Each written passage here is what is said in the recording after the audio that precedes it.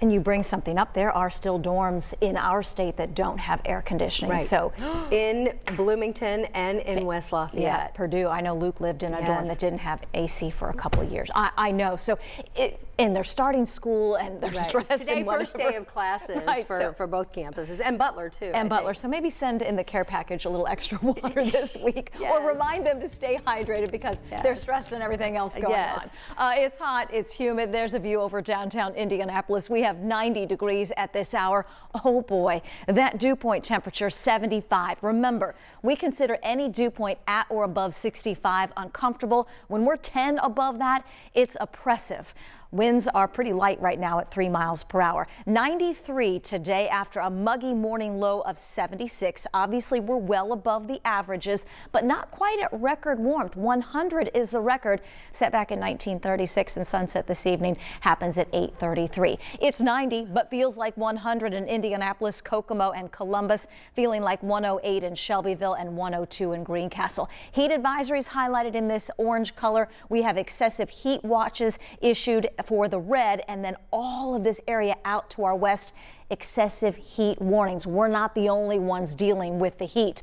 We've got the heat. I want to give you a quick update on once Hurricane Hillary still bringing the threat of flooding across the western part of the country and still dealing with some rain at this hour. Speaking of rain, we're also watching a disturbance in the Gulf of Mexico.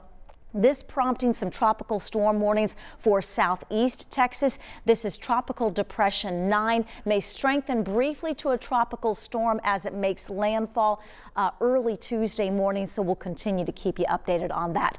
For us, no rain in the forecast over the next several days. We have to wait for a slight chance for a pop-up Thursday, slightly more coverage expected on Friday, and that will mark the beginning of a break from the heat. Between now and then, take precautions from that dangerous heat. 72 at 8 a.m. tomorrow, 83 at lunchtime, highs tomorrow afternoon in the low 90s. Will be 90 to 95 on Wednesday afternoon and only go up from there. This heat wave is forecast to peak on Thursday with high temperatures near 100. That's the actual air temperature, and all week long those feels like numbers will be anywhere from 100 to 110, and we're not getting much relief during the overnight hours as temperatures for lows will stay in the 70s. 92 tomorrow, 95 on Wednesday. Heat wave peaks on Thursday, 99. We're still in the 90s with a slight storm chance not only Thursday but on Friday late in the day as well.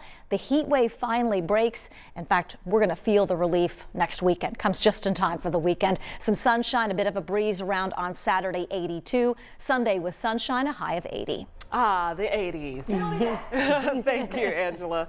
Well, it's already wrapped up. Another Indiana State Fair has come to a close. That's right. The fair closed last night, and now today they said they went to Lost and Found. They found a whole